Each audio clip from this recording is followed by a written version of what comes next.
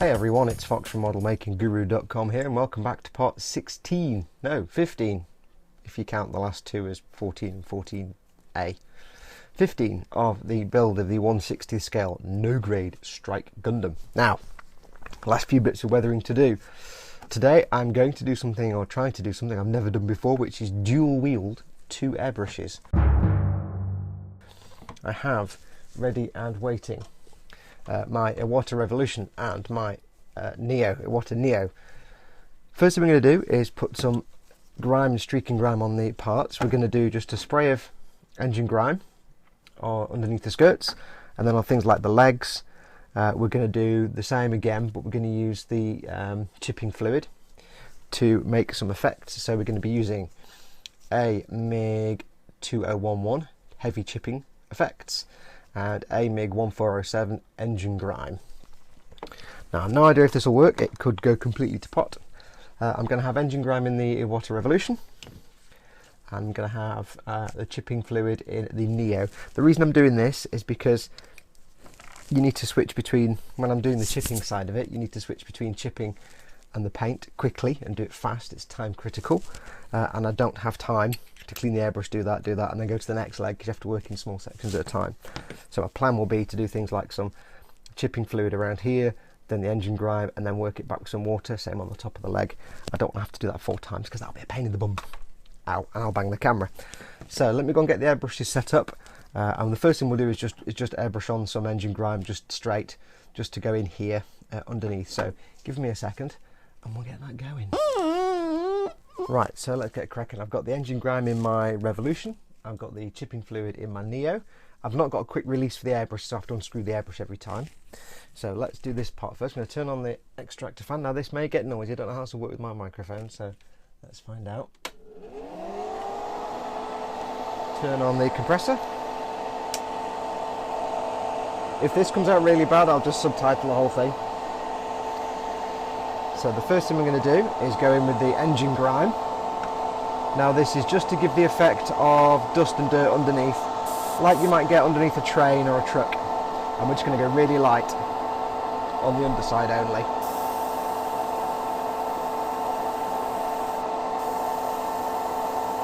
Just make sure it's coming through, yeah. It's just to give it a darker tone.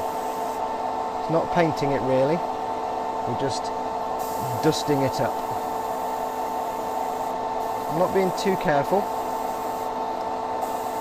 It's a very light misty coat, so I don't mind if it goes elsewhere. As everything I do, it's going to be a really subtle effect.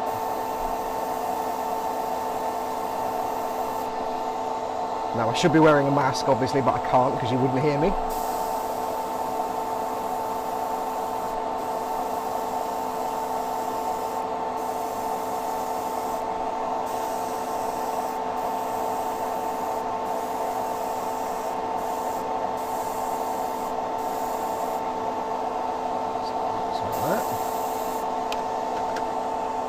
Side, and it's just basically darkening it slightly, that's all.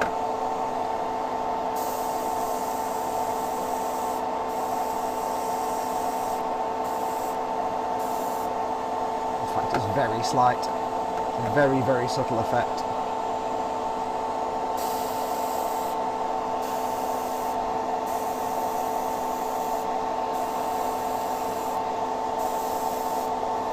And that's that. That's all I wanted to do. So I might do a little bit around the bottom of the things here. Just around the bottom of the skirts, just a little tiny bit.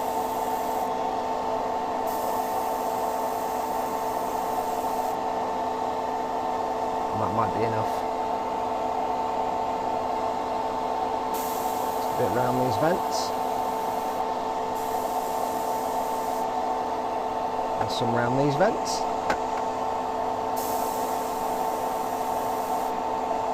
Just to grub them up.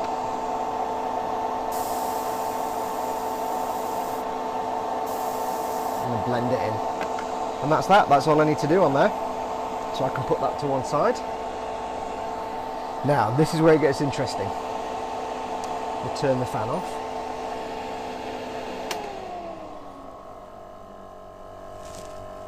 Right, what we need to do now is the legs. Now, because the way the chipping fluid works, you leave it for a few moments to dry once it's on, and then you apply the paint over the top, and then you go in with a wet brush just with water and you streak it back. But it's very time critical. So, what I'm going to do is swap the airbrushes round to make sure I've got enough streaking grime left in there. I might top up my streaking grime as I drop the lid everywhere and cover myself in paint. So let me go and get the airbrushes swapped around, and then we'll come back, we'll do that bit. So, back in a moment. Right, okay, so what we're going to do, we're going to work in sections at a time. So I'm going to do the top of the leg first, give that a few moments to dry, then put the paint on, then do the chipping. You can't do everything all in one go, because the longer you leave the chipping fluid in the paint, the less the effect becomes. The amount of time gives the outcome. So let me say that again in English. The amount of time you leave varies the outcome. So I need to be very quick. It's very time critical. So I'm going to have to do the top half, get that all done, then move on to the bottom half, get that all done later. So I'll just do the top half to show you. Now I can't get the camera in close because I need to be talking rubbish. I need to be able to get in there with the airbrush and stuff. So let's get everything turned on. I've got the heavy chipping fluid in the Iwata Neo. And what we're going to do is basically just do a goodly coat on here. So you won't be able to see it when it goes on. That's the nature of the beast. So let's get this done first.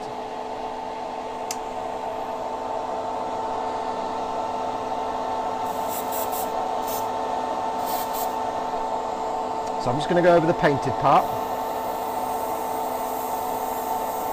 Lightly first of all. This is a water-based product, and that's why we use it for chipping. So I need to see if I can see that in the light. A bit more.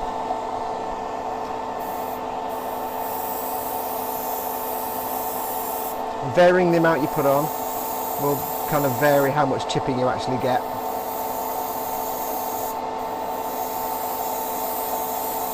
It is really hard to actually see what you've got on there. So it's kind of a bit of guesswork.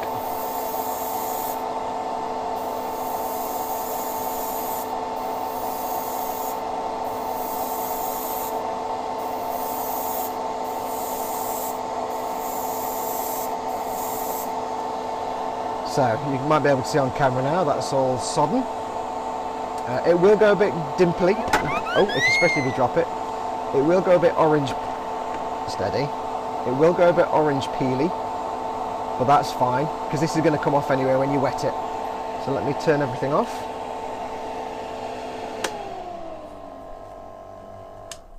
This may seem a little disorganised in my filming, and a bit chaotic and unplanned. It's just purely because it's a very tricky process. Get the air out of my thing, we'll be good at it. It's a very tricky process. I'm a little bit nervous about doing it because I've never done it with two airbrushes before. And not having a quick release option is a bit of a pain. So I really must get a quick release thing. So let me just swap these airbrushes around. Now if I did this just using one airbrush, this would take forever because I'd have to get the chipping fluid on, clean the airbrush out, go in with the paint, clean the airbrush out, well, do all the chipping, clean the airbrush out, then go back in with more chipping fluid on the next section, clean the airbrush out, do chipping fluid. It'd be a pain. So I need to let this dry for a few minutes, just till it looks dry. I might have put far too much on there, but we'll give it a try. And as soon as it looks dry, I need to go in. Let me just make sure that's focused. Let me show you. As soon as it looks dry, I need to go in with the airbrushed engine grime. I keep calling it streaking grime, but that's just force of habit. So that's how it looks now. Give me a moment. I'll wait for that to dry, and we'll come back. Back in a moment. Right, so I've given it a few minutes just to dry, to look dry. It does go a bit lumpy bumpy and orange peely, but that's absolutely fine. It doesn't actually matter. Because say it's water based, this is what we're going to take off. So I'm going to go in with the engine grime again. Let's just get this ready.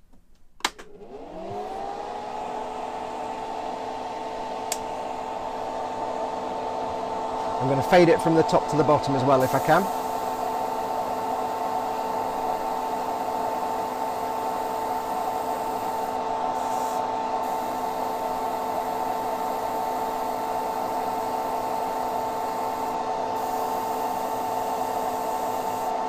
You can go quite heavy if you want. A lot of this will just come off. You see the lovely colour of that engine grime there.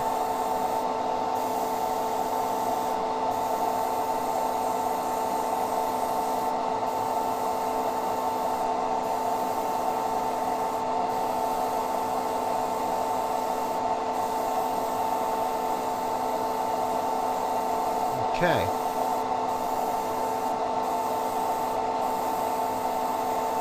So that is the engine grime done. Let me turn off everything.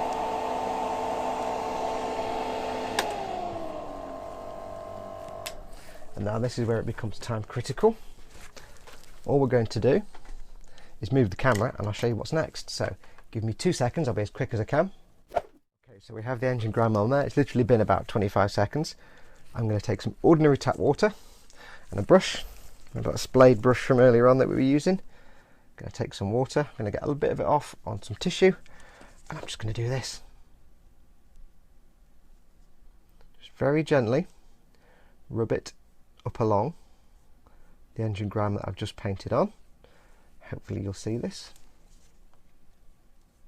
Now the longer you leave this, the less effective it becomes, which is why it's time critical. I'm just going very gently, similar in principle to when we were wicking off the other weathering stages. We're using the grimes, but this is the water is breaking down the chipping fluid underneath and taking the enamel paint with it, and that's the effect I want to achieve. I'm not actually removing the enamel paint, I'm removing the chipping fluid underneath.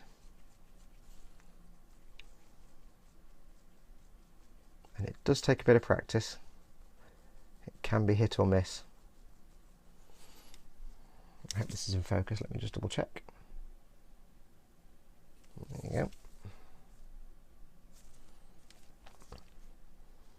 If you need to, you can go in with a bit more water on the brush, speed the process up.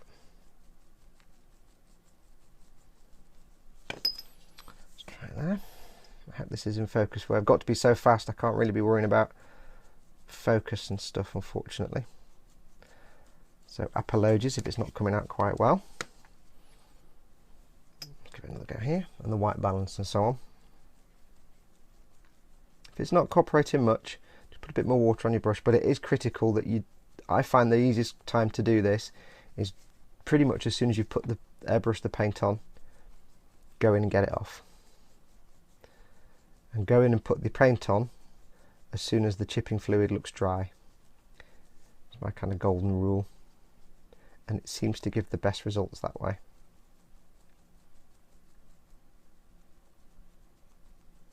And it will be random, it will be spotty and patchy, but you know what? That's how weathering actually works in the real world. Randomness, patchiness, spottiness. That's how the real world works, folks. Bit more water.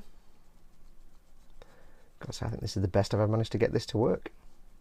Just go slow. I get carried away sometimes and start really like going and that just kills it. You want to go slow. I'm putting on no pressure at all. If I want less streaking down at the bottom, I'll just apply more brushwork and water. And it may look a bit ropey right now while it's wet. So what I need to do is just go in and get some, I've got some chipping fluid down here, so I'm just going to remove that. Just remove it with water, that's no problem. And I think that's about as good as we would need. So I'm going to let this dry, and then I'll let you see what it looks like. And then I'll need to do the rest to the low parts of the legs and so on, I think, possibly. I'm going to take a view on that as I do each bit. You can jab and stab if you want. So I'm going to let that dry for a moment. I'll go off and do the top of the other leg, and when we come back in a second, I'll show you what that comes out like. So, leave that with me. Back in a moment. Okay, right, and we're back. Right, all that washing in enamels has had time to dry. As you can see, it's come out nice and streaky on the legs, nice and messy. That's what I was looking for. Now, a little confession, when I did it, although it looked great on camera, after a little while it does darken and change colour slightly. It looked a little too intense. The whole top of the leg looked grubby and filthy, and then from then on down it was a bit cleaner. So what I did was, if you think you've done too much of that sort of chippy streaking stuff, don't panic. All I did was, and this was about half an hour later, 45 minutes later, I went back in with a little bit of my thinners, your enamel thinners, or in this case it's the odorless terpenoids. I just used from my art store some Daler and Rowney low odor thinners. Oil thinners are just as good for enamels as oils. Moistened the brush with that, went over it, scrubbed gently, got rid of some of the excess, and then where I wanted to clean it further, just got a cotton bud and streaked it up, a damp cotton bud, and just streaked it up a little bit, just to take any excess away. So that did come out looking quite dark and quite brown, but now it looks quite sweet and it's quite spot on. So there you go. So what's next? We're going to power through the next couple of bits because there's not much more to do on the suit now. The next step is just something very, very subtle. I always say that. To do some mud splats. And for this we are going to use Ammo of MIG Nature Effects Dark Mud AMIG 1405. And this, as I always say, couldn't be easier. Give it a darn good shake. And this is real minimal, so I'm hoping this is in focus and you can see it. Now you can see I've made myself a little nest of newspapers. It's like a back wall that goes up here and the side, meaning I'm not going to get any of this anywhere on my desk or anything on the desk, because this next couple of things is going to get messy. Oh yes, oh yes. So I'm going to take myself a brush, flat brush, round brush, doesn't really matter. I'm going to take myself and cocking tail stick, cocking tail and gefarten, stick and gefarten. And all I'm going to do, I'm going to get the brush in the dark mud, get a chunk of it off. Now what I'm going to do first is get rid of some of the excess, so let me move that out of the way. I'm going to make it a little less excess. And what I'm going to do is flick the brush with this cocktail stick, just to get a splatter pattern. I'm going to get rid of some of the big blobs off, because I don't want big blobs of paint. Wait till I'm getting small spots. Go back in. And now start on the mud splats. I'm just going to go really on the bottom of the feet and things like that. Now it is really hard to control where it's going to go, and you probably end up with almost nothing visible at all, but you'll know they're there.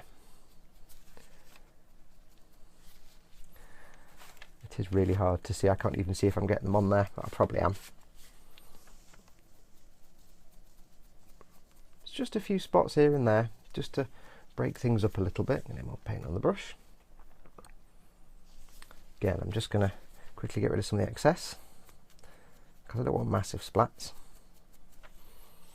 Go in again. I want some on the sides of the legs. I mean, there's so much weathering on there now, it's going to be hard to see these anyway.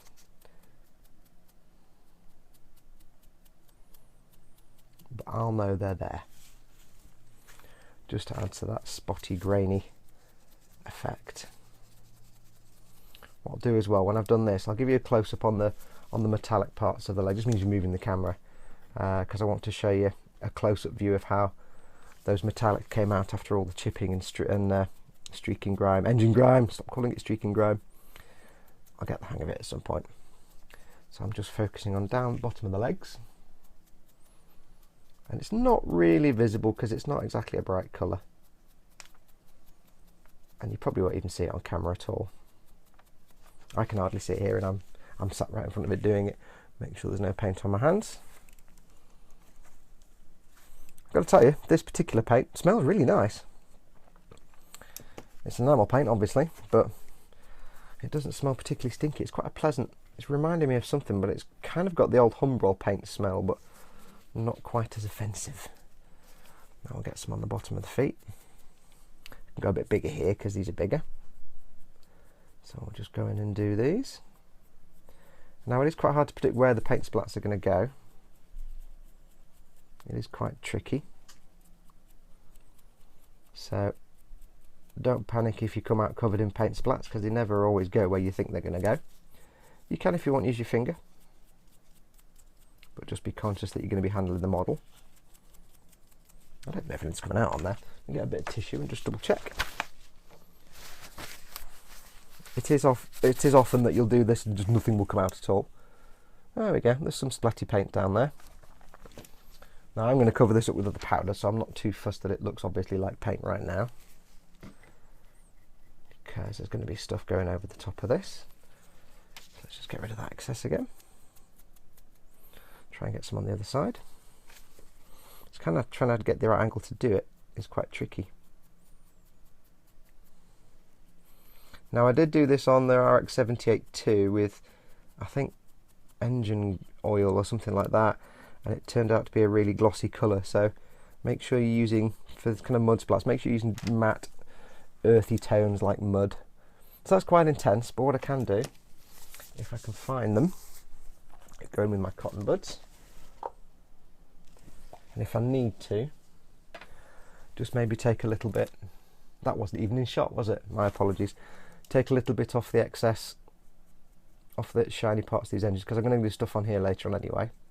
So I want them to be clean.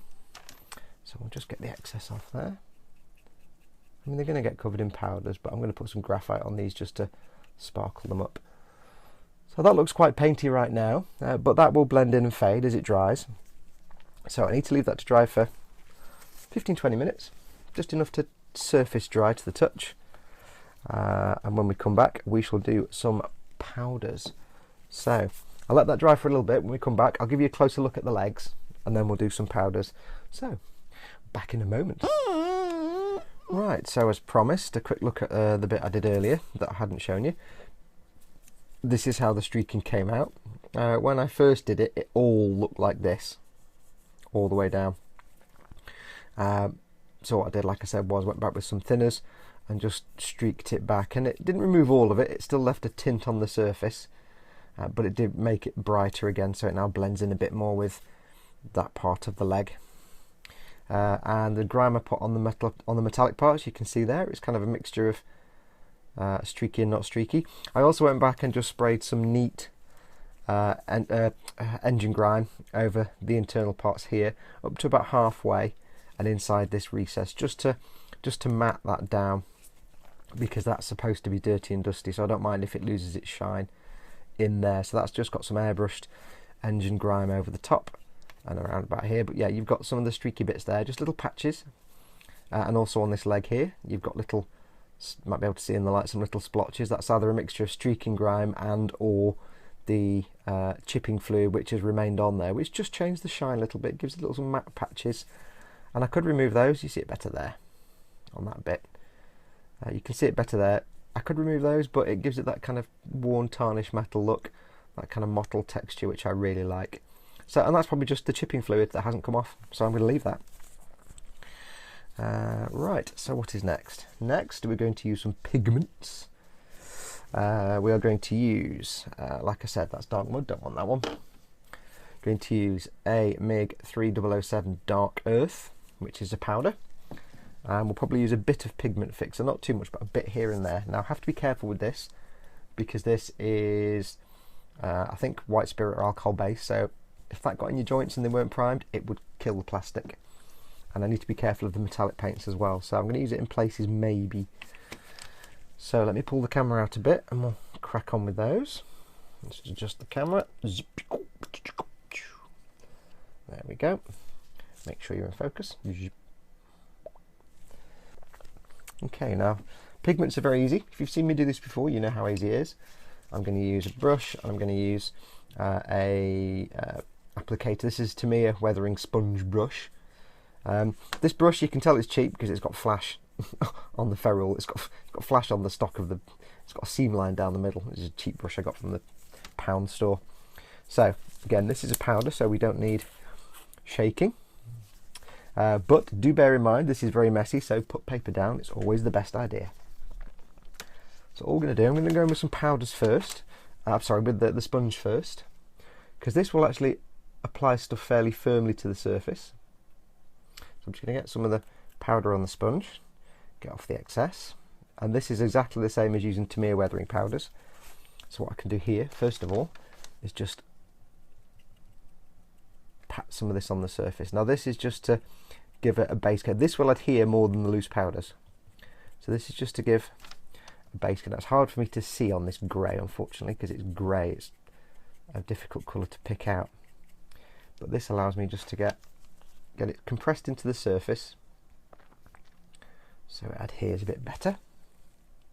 Work it into all the little crooks and nannies. Remember, this is in contact with the ground, so this is going to be dirty, filthy. It'll go into all the little holes and crevices. Now when you're using pigments, what you normally do is use a pigment fixer of some sort just to lock it in place. Now of course I'm limited on what I can do because of these metallic paints, and the pigment fixer will get rid of that wonderful powdery look that looks like dried earth. So it has a downside, and I've no idea what it will do to the metallic paints. So we're just going over like the edges here. I'm just going to build it up at the bottom. I don't want it going all the way up the side. Now, like I've said before in many other things, you have to keep in mind how big a person is. You know, how big is the human head?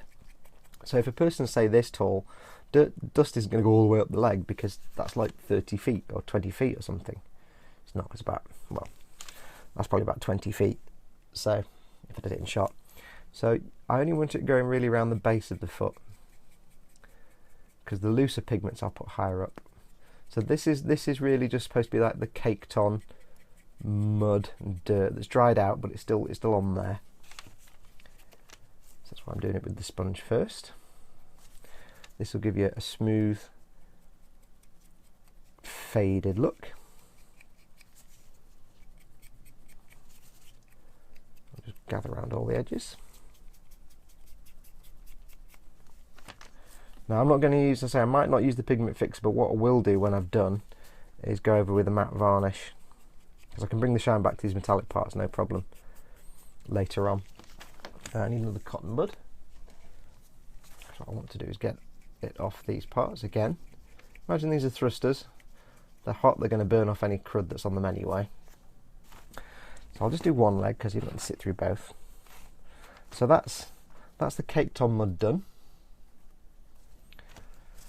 Now what we need to do is go in with the brush. Now don't use a good brush for this because this will trash your brush completely. All we do is get the brush and the powder and just get it on. I'm going to go inside first because this is nice stuff to build up inside. I'm not being careful, I'm just slapping it on because a lot of this will actually fall off anyway. So you can go super heavy if you want. Don't worry, don't panic. Don't think too much. Now the beauty of this stuff is if you put on a big pile of it, like I've got a pile on paper there, and put it with fixer, you'll keep that big pile with the little lumps and grains and things. But that's not what we want because that's not true to scale. So we're just getting it on. I'm rubbing it into some places where I want the pigment to grip a bit better.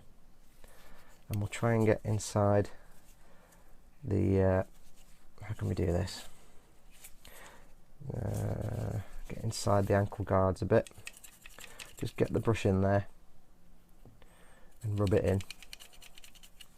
Now because this isn't going to be ultra permanently fixed, of course, it means that whoever buys this and then owns it will have to wear gloves and will have to expect some of this powder to come off over time. But it's easily replaced. It's just a case of doing what I'm doing now. Did the same on the RX-78 too. And the guy that bought it, I said to him, some of this will come off, don't panic. Right, so that's going to do that. Let me just get a clean brush just to get some of this excess off here.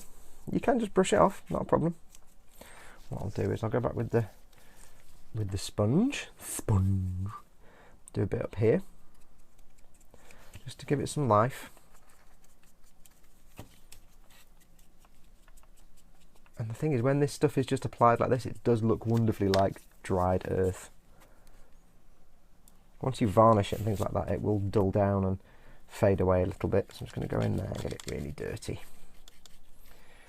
And I can go in with my big brush, tap a lot of it off. I can brush away any excess where I don't want it.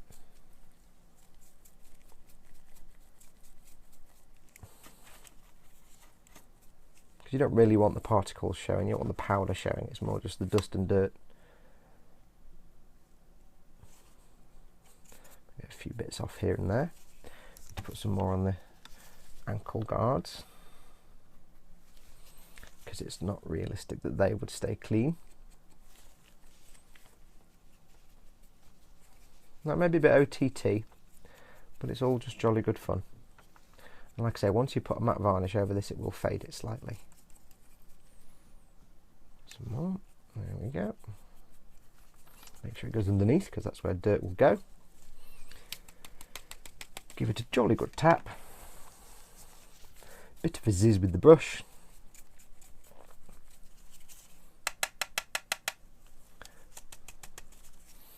All I can smell now is powderiness. And that is the effect we're looking for. I'll just zoom in so you can see. I'll come closer so you can see it. Let me focus. So that is the effect we're looking for. Just this kind of dusty, powdery look. Yes, you're covering up a lot of your detail. Yes, you're covering up your metallics. But that's what dirt does. It gets in the way of stuff and makes things dirty. And it kind of smells like earth, which is really weird. So you've got now the metallics up here, but you've got these metallics in contact with the ground, or closer to the ground, which are much more dirty and dusty. So I'm not bothered I'm going to get matte varnish over this bit, because I can go over the edges with graphite in a bit anyway, and it'll just keep this dirt in place. So I'll go and do the other leg. I'll give it a quick zizz of matte varnish, just probably up to about there. I'm just going to blast it quickly, and underneath, that's the underside, you'll see it there. Just give it a quick blast of matte varnish just over about there.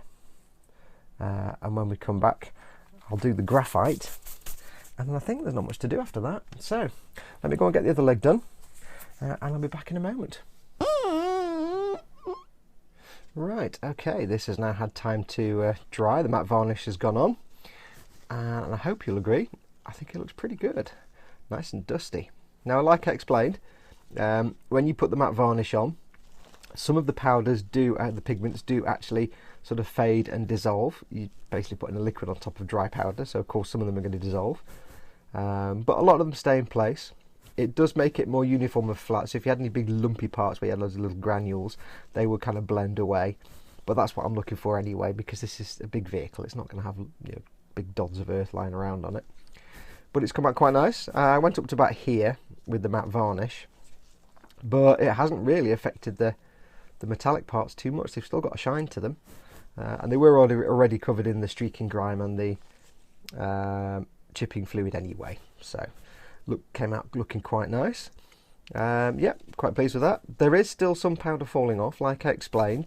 Traditionally what you would use is a pigment fixer, and that would, for most intents and purposes, lock the pigments in so they don't come off. However, I haven't done that for various reasons. And I wanted to keep this dusty look, so I went straight for the matte varnish. Does mean over time, as you can see from this tissue here, some powder will still come off. So whenever this model is handled, it must be handled with gloves.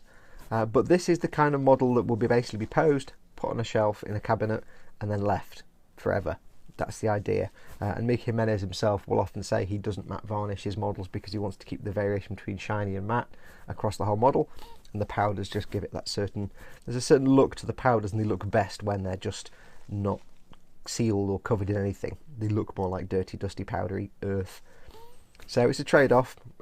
Most of it will stay on. Some of the squished in stuff with the sponge will stay on, but some of the powder might come off over time. But I'm shipping it to somebody, so I have to put something on there. I would prefer to leave it just with nothing, but because I'm going to be shipping it to someone, I have to put something on there. But it came out quite nice, all the dirt and dust in here, all right inside the feet. You can see in the little pistons. I found out, by the way, you may have noticed on one of my older videos when I asked what these things were called, not the pistons themselves, but the bit the piston goes in, on one of my perfect grade Zaku videos. Somebody actually told me it's called a hydraulic actuator, the bit the silvery shiny piston goes into. Hydraulic actuator. I like the sound of that. It's very Star Trek. So nice and dirty in there and all down the bottom. So yeah, it came out really well. You've got nice bits of dirt clumped in there. So that is done. That's all as best I can sealed it in. One thing remains to be done now, and that is the graphite. So what I'm going to do first is just get some of the excess powder off from the thrusters. Okay, so make sure that's a focus. Get some of the excess off there just to expose the silver bits. I haven't done any powder or anything anywhere else on the model, like on the upper legs or on the skirt or anything, because it wouldn't make sense. Well, I mean, it might do. It might be rolling around on the ground, but it's more sense for that dust and dirt to be on the floor level where the feet are. So what remains to be done now is to get some graphite. Now, Ammo by Mig do some graphite powders. You can just go and get a pencil, get a dark pencil. I just went to an art store and got a couple of graphite sticks. It's basically pencil lead in a pencil form. So what I will need is a knifer. Now don't worry, this is an old knife. I'm not going to stab myself with the entire face or anything like that. And this is dead easy, but you'll need gloves. If you've watched the Gyara Zulu video, you know how to do this.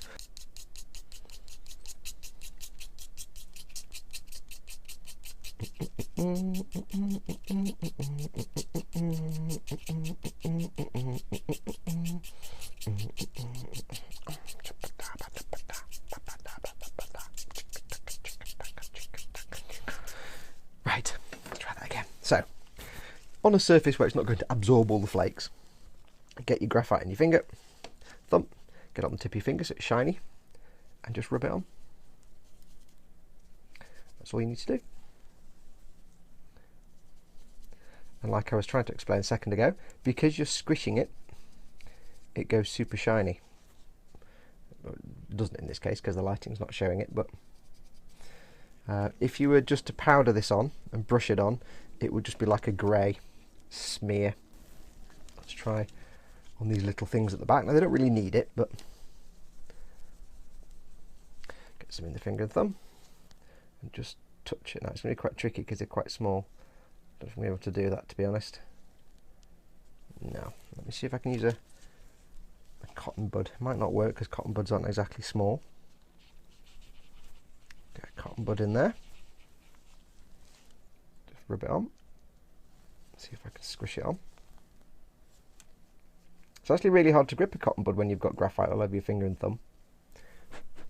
So you might see now that's actually worked quite well.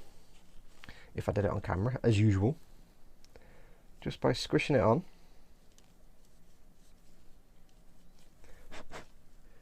They've now got, hopefully you can see a little bit more of a slight metallic ting to them.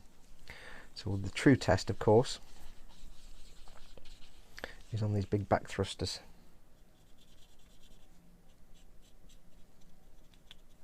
Try with the finger and thumb technique. Just on these edges. There we go. There we go. There she is. There she is. Not so injured as we were led to believe. Still old friend. Sorry, did I go into Rathacon quotation mode then? Sorry. Right, that's working. Don't know why it didn't work on the foot thrusters. But here you see what graphite is good for. After a few failed attempts, you'll see now on those engines a real nice metallic zing. Now, like pigments, the problem with graphite is that you cannot put anything on this or you'll lose that metallic effect. You can varnish over if you want to, it doesn't do any harm. It just mutes it, dulls it and makes it a grey colour. Look at that, that is exactly what I'm looking for. Look at that, that is beautiful. It's perfectly smooth, all with the power of a pencil. Let's try those feet again because they didn't really come out. Yeah, so if you gloss varnish it, it'll just come out grey. If you matte varnish it, obviously it's just going to come out matte grey. It's not really coming out on the feet. Sometimes it works better if it's actually a naturally shiny surface already, like a metallic. These have been weathered now, so it's not really going to come out. It does make a difference, but it's not really going to come out as shiny as those back thrusters. So you can't cover it, you can't varnish it, there's nothing you can fix it with, and if you touch it, it will come off on your hands and you'll eventually dull it. So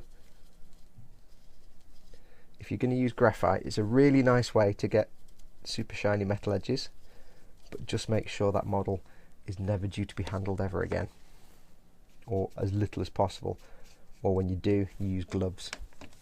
What else can I do? What else can I do? What else can I do? I'm enjoying this now. There's nothing else that needs brightening up, I don't think. No, I think that's it. basically. Let's just try some on these back of the leg thrusters, see what happens on this chrome silver colour. Just on the top half where there's not as much dirt. Just brings the bling.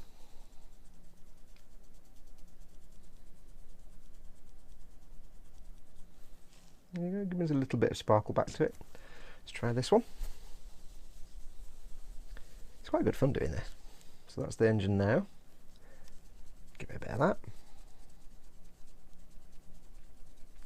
And so it's the rubbing it in that makes it go shiny, because you're compressing it and you're aligning all the little tiny particles of graphite so they all reflect light in a more uniform way. If you just powder it on, it's just going to be a grey powder, like it looks down there basically. That's what it looks like.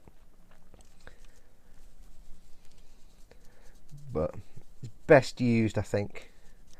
I kind of thought this, and it's just kind of confirmed it's best used on something that's already slightly shiny or metallic, like on the base of the feet. Didn't really come out because they're not that shiny already. But on the back here, that came out beautifully because it was already a kind of silvery colour. I have seen people just rub graphite onto a spoon painted gloss black, and it came out like a mirror. So it's also a good and interesting cheap way to do kind of metallic effects. But that is brilliant. I love that. That's beautiful. So that's kind of it now. Oh, I know what I need to do. Hang on. See if I can get it to work on here. Just give it a try. Just to give it a bit of an edge on the ankles. I don't want to rub anything else off, but I just want to give it a bit of an edge. There. You see how it's just giving it a bit of an edge? Perfect. I've forgotten about that. And that just suggests perhaps it's dirty metal, but it's got a little clean bit where it's worn. That is brilliant. I don't know how I forgot that, but I'm glad I just did that. Yes, so this basically concludes the mobile suit part of this build. Still left to do are the shield, OBS, the beam rifle, and the 2 armor Schneider knives. I didn't need to say knives, that's what Schneider is. The armor, wait, it means cutter in German, so I suppose I'm wrong. The 2 armor Schneider knives. Now they're going to use all the techniques I've already shown you, so I'm not going to really take time to film those because I need to get them done. I need to get this finished so I can sell it. I need to get them done, and filming stuff does make things take forever. So I'm going to go away and do those. The next episode might be, next week, because I've got to get all the shield weapons done. But when we come back, I will show you the finished thing with the suit and the shield and everything else. Until then, what I will do is give you a very quick sneak peek of something I just bought. The first thing I've bought, courtesy of my very nice Patreon followers, is... I'll just move this out of the way. I can't handle anything now, I've got graphite all over me. Is... taking the gloves off, not planned, is this. Move the camera out. I have a spinny thing. And it's got a mirror and everything, and it's brilliant. There's a little bit of plastic film on there to protect it. I haven't taken that off yet. But yeah, it's a spinny thing. And what it does is, basically, when you press the magic button, it does this. How quiet is that? How totally quiet is that? Or you can do, I think that's low speed. I can do high speed. So let me go and get this thing built. I'll put him on there, and I'll just give you a little sneak. I'll do the feet and stuff. A little sneak peek, and then when we come back in the next episode, which might be a week or two, because I've got everything else done, I'll show you the whole suit with all the weapons, and we'll do like a final wrap up, go through the process, and maybe a little review on the model, because hey, it's an interesting model. So let me do this, and then we'll leave it there. Spinny. I like this thing. This is great. Thank you, Patreon supporters. Right, so yes, that's going to do it for this episode. Stay tuned for the next and final one. Until then, take care of yourselves. Thank you so much for watching. Do make sure to subscribe to me on this YouTube channel if this is one of the first of my videos you're watching. Loads of other stuff on there, loads of how-tos and tutorials. Follow me on Facebook, facebook.com. I'm doing it again, talking pants again. Mom! facebook.com/model making guru. I blame Tony, it's his fault. I'm also on Twitter at model making guru, and if you'd like to help support me and help me continue to be able to make these videos at the rate I do, and obviously branch out and make more things, then consider visiting my Patreon page, patreon.com/model making guru. My supporters so far, lovely, absolute adorable bunch they are, have helped me get this and some other bits and bobs, and that will only continue going forward. The more I can get help from you guys, the more I can keep doing this and not have to go and get a 9-to-5 job, which will make me down to like 1 video a month. So, oh, they've also bought my microphone as well. Thank you very much, Patreon guys. Anyway, yes, take care of yourselves. Go make cool things. Make sure to send me pictures of your cool things on the Facebooks. I am collating another load of pictures for a Reader's Builds gallery video. So if you send me a message on Facebook, do it as a message. If you send me a message on the Guru page on Facebook and I don't reply, don't panic. I'm just putting them all to one side so I can then get them all into a second Reader's Build gallery. I have so little time and I get so many messages I can't respond to everything, so what I'll do is I put them to one side and I go back to them later and then put them into a video. So if you don't get a reply, don't panic, you've not been ignored. I really appreciate seeing how you do. If you've got a question or something like that, I'll obviously answer that. So anyway, enough waffle. Take care of yourselves. See you soon. Adios. Where's my hand? Adios amoebas.